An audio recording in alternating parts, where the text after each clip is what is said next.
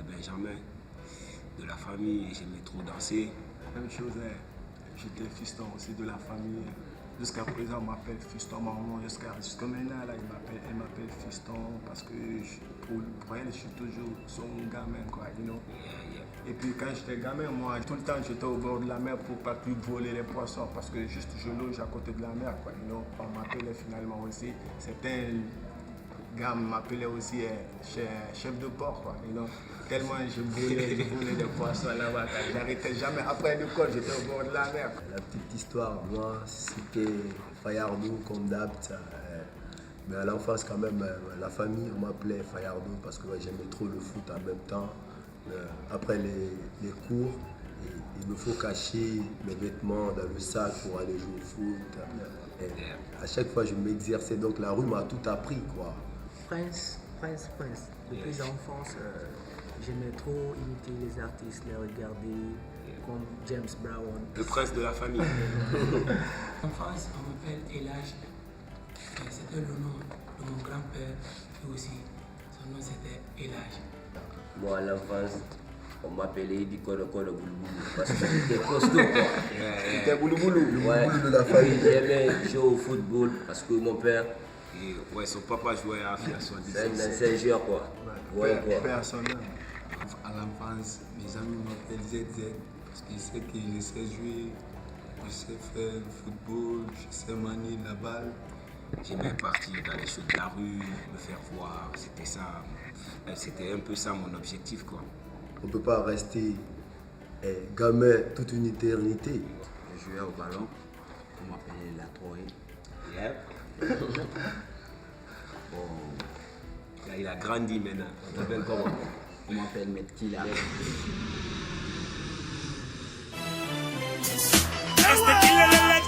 Number one in the net. It's the killer. Number one in the net. Aïe, Moubara Fark, il fait Paris. Pour faire Mouba capital, qui Conakry. Avec Bébara Woye Mouhami. Amouto Siga Babylone, Mange Bareki. Mor Mouna Mane, Guinée Rouni. Voyant fait Mouné Colombie, Wapri, Campi. Ma petit m'enfant dit Foué Rouni. Awa fait Moubé Mobi. It's the killer. Number one in the net. Yama Colombo, Papa Mort, killer. Conquérir le monde est un défi permanent qui requiert à concilier plusieurs exigences. Pour de cela, l'homme en charge de la carrière d'Instinct Killers élabora une tournée européenne et canadienne qui durera 3 mois. Ça m'a pris 1 an pour monter ce projet. Et il est très difficile pour un départ de faire tourner tous ces jeunes tous talentueux.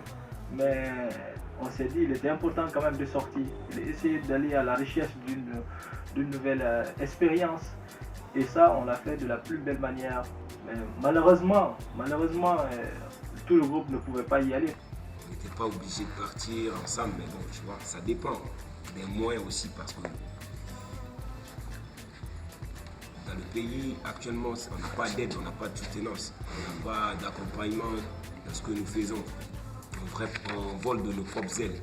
Donc, c'est pas facile pour nous de bouger en même temps, quoi. C'est genre, on s'est entendu, les 4 sont partis pour une mission. Et cette mission, c'était de décrocher les contrats, de conquérir le monde. Tout est parti le 26 mai. Le 26 mai, tout est parti. Départ pour Conakry, arrivé à Paris. À partir de Paris, on s'est embarqué direction Bruxelles pour le festival du grand frère, Fally Kouyaté. En fait, on ne s'est même pas reposé. On ne s'est pas reposé, mais bon, comme on est Paris, directement à pied à Bruxelles, directement salle de spectacle. Yeah. C'était vraiment de sorte.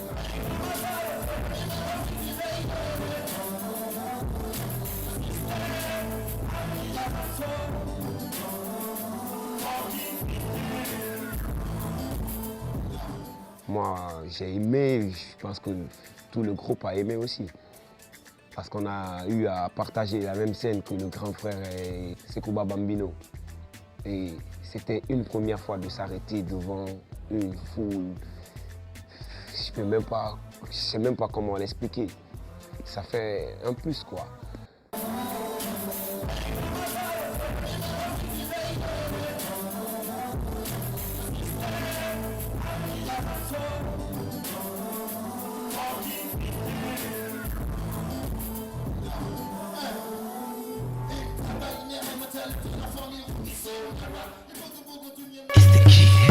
Parti de la Guinée en terre conquise pour de nouveaux horizons, Instinct Killer se devait d'être aussi fort qu'à Conakry pour gagner le respect de ce nouveau public, habitué à côtoyer les grandes vedettes de ce monde. Assuré était le mot d'ordre de ces soldats du mail. Je dirais que chacun de nos concerts est un défi pour nous. T'as vu, c'est pas facile d'accrocher un public.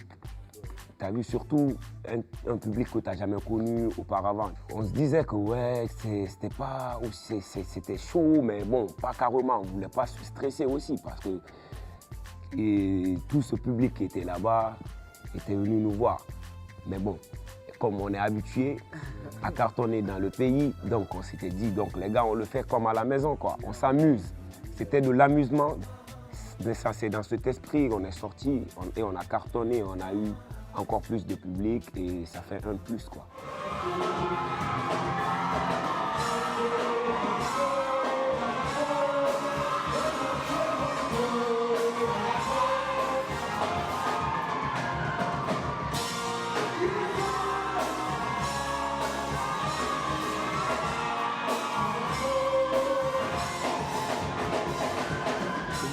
Chaque concert, c'est un champ de bataille pour nous. Yep. Parce que nous, on voit la scène comme un champ de bataille, quoi. Normal. Parce que tout commence par où?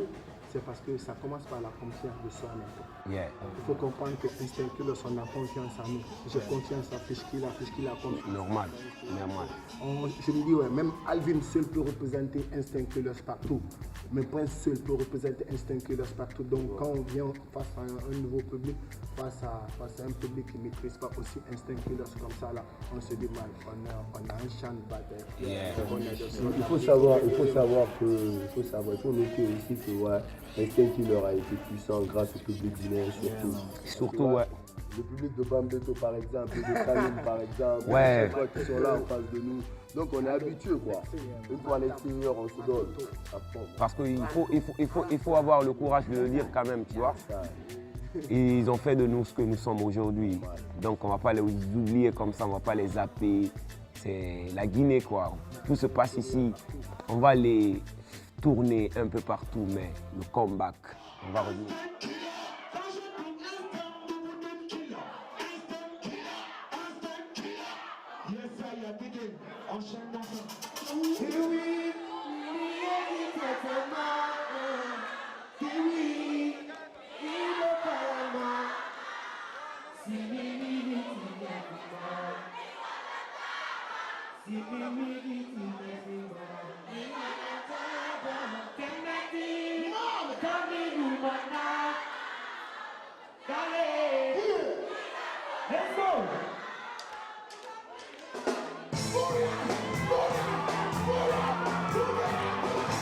On parlait en français, on s'exprimait pour que les Français arrivent à comprendre aussi, tu vois, ce qu'on voulait dire dans nos morceaux, tu vois.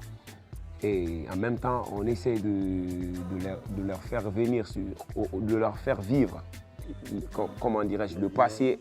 Tu as vu, non? Quand ils étaient en Guinée, le Soussou, les Peuls, les Malinqués qui se trouvaient dans la salle, on essaie de s'amuser avec le public. Et ça s'apprend. Je crois bien qu'il reste beaucoup de choses à apprendre aussi. Et ça va pas finir, quoi.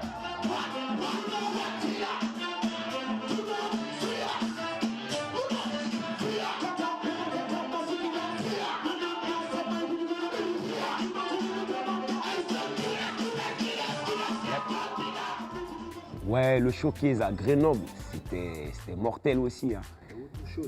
C'était grave. C'était à guichet fermé, genre, tu vois. Guichet fermé, quoi. T'as vu? Il y avait du monde. On n'arrivait même pas à faire la différence entre le public et nous, tu vois. On était juste au beau milieu du public, tu vois. On pouvait même se faire des bigots. Il y avait tellement de monde, c'était débordé. C'était débordé, mais quand même, c'était bien, trop bien, pareil.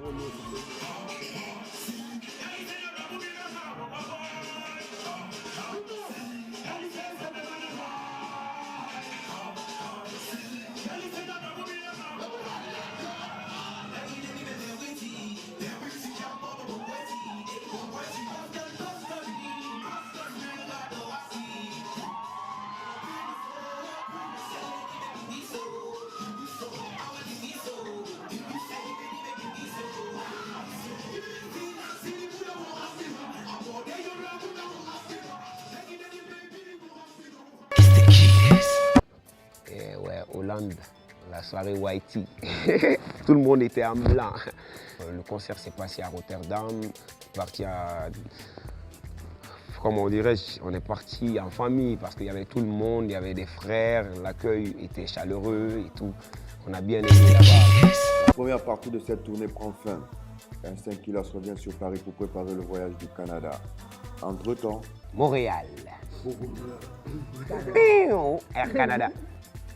Le voyage pour Montréal, il s'est passé un truc là-bas. Avant de rentrer dans les détails d'abord, moi j'aimerais bien vous expliquer une petite histoire. Le voyage pour Montréal, vous savez, Siaka, il était revenu un temps à Conakry pour préparer le concert du 23. Après nous, on est resté là-bas, on est parti récupérer nos visas et tout. Il restait que son visa, quoi. Quand Siaka est revenu, c'était le même jour, le lendemain qu'on devait partir à Montréal. Donc lui, il est parti récupérer son visa le matin très tôt. Il nous est arrivé à 6 h. On devait bouger à 12 h pour l'aéroport. Il est parti, au lieu de nous dire de se croiser à l'aéroport, il est sorti. Nous aussi, on s'est mis à dormir. Il est revenu. Les gars, mais c'est quoi? Vous dormez là? Ah, je nous ai rien dit, t'es sorti comme ça. Il nous dit, ok, allons, on y va. Paf. On est parti à 12 h à l'aéroport. On était dans le temps. Mais tellement que l'aéroport était trop balèze, on a même dépassé là où on devait s'embarquer pour aller s'embarquer. Je ne sais pas si c'était pour aller en Chine ou quoi. L'avion est parti. Après, on est revenu, on dit, mais pof. Mais tout ça, c'est quoi? Et après, il dit, non, les gars, c'est vous, nous aussi. On a dit, non, c'est toi, il fallait nous dire de se réveiller très tôt. Il dit, non, moi, pour moi, on allait se laisser à l'aéroport. Il dit, non, franchement, après, les gars là-bas, ils nous appelaient pour nous demander, ouais, vous êtes embarqués. On dit, ah, franchement, quand même, on a raté l'avion. Comme maman, j'ai raté l'avion dans le film. Ah, bon, c'était juste pour dire. après le retard accusé, le raté du vol, vous vous croyez au bout du souffle. Et non. C'était une première fois pour nous de partir là-bas. On est parti, on se disait, mais comment? Montréal, là, c'est comment? On se posait des tas de questions. On est parti. On a vu déjà à l'aéroport de Orly, l'avion qui devait nous ramener à Montréal, c'était pas comme les Air France que j'avais l'habitude de voir, tu vois. J'ai vu un avion balèze. J'ai demandé à mon manager, Siaka, attends, c'est un avion ou un bateau? Il me dit, bien sûr, c'est un avion. Ben, on s'est embarqué dedans, on a commencé à prendre des toffes, des photos, des vidéos. Bon, c'était la joie, quoi. Ça y est, direction de Montréal. IK, you know, Instinct Killer never die, you know. Big up à tous les frangins. Big up à Paris, Montréal. Ouais, Paris, Montréal, et c'est comme si tu quittais l'Afrique pour l'Europe, quoi. C'est vrai, tout est balèze là-bas. Les gars, ils ne marchent que dans les grosses voitures. T'as vu, tout est balèze, même les t-shirts. Nous, on est partis en body cam, ils étaient en t-shirt balèze. Donc, on a vu une grande différence. Donc, comme on avait des dundum aussi, des trucs balèzes en mode américain, là. Nous aussi, on s'est habillés en mode swag américain, quoi. T'as vu?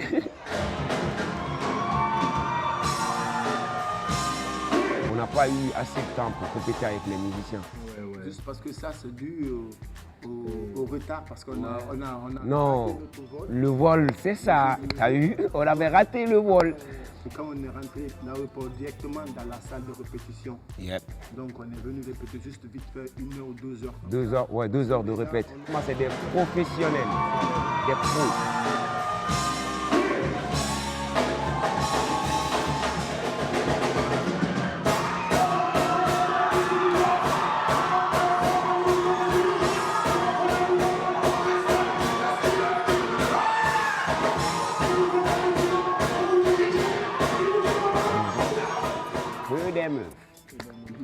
Mais on s'est dit, mais alors, aujourd'hui, ça va chauffer. Et ça a chauffé, hein. Parce que, franchement, quand même, tu vois, les gars, ne soyez pas jaloux, mais bon, les meufs, tu vois, une fois sur scène, elles sont à fond. Ah, oh, Instinct Killers, tu vois. Surtout, les meufs, elles adorent Dewi, le morceau de Dewi, c'est genre, tu vois, c'est, comment je peux appeler ça? C'est comme s'ils avaient, c'est comme si on les avait mis des trucs, tu vois, dans, je vais dire ça en poulard, quoi, du nyamignolo, tu vois. Quand on te donne ça, tu deviens dark, quoi, tu deviens dingue de la tête. Si c'est ton mec qui te donne du nyamignolo, tu deviens dingue de ton mec. Si c'est ta meuf, c'est la même chose. Donc, c'est comme si on avait mis du nyamignolo dans Dewi et on a donné aux meufs de Montréal, t'as vu? Donc,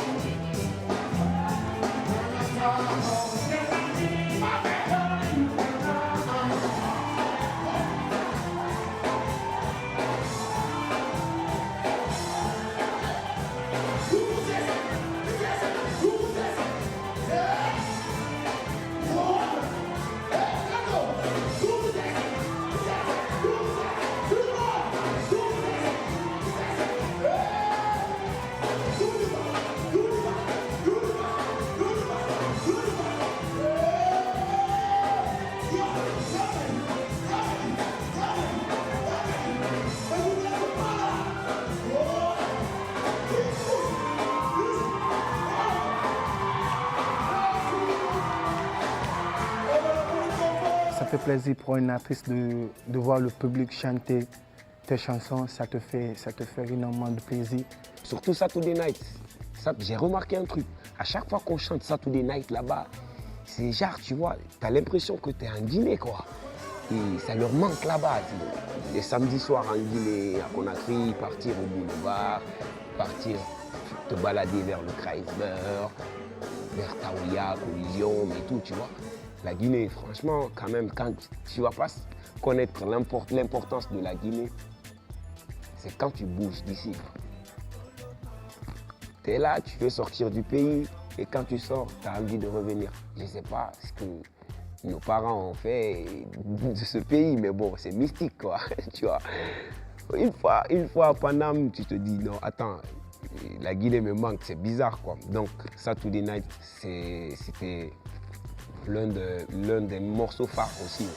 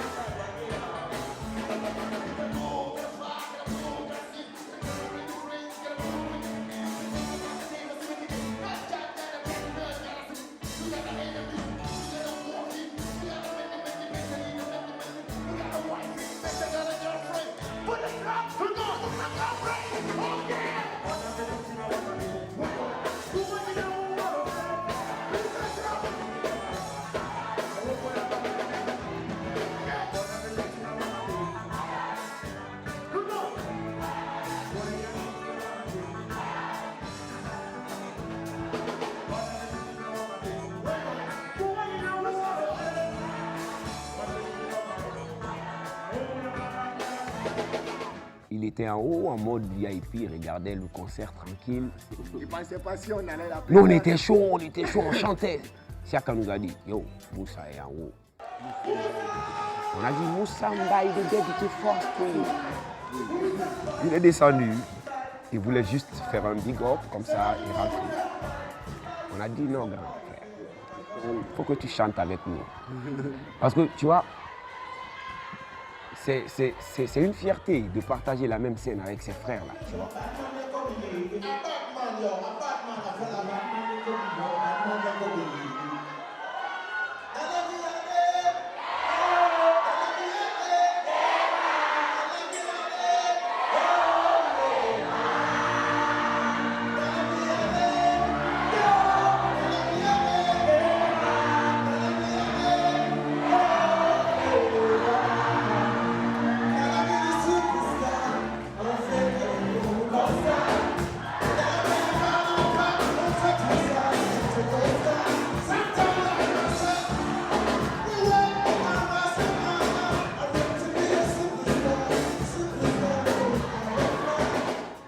personnellement, je ne connais pas pour mes potes, mais bon, Montréal, moi je veux aller me balader à Montréal.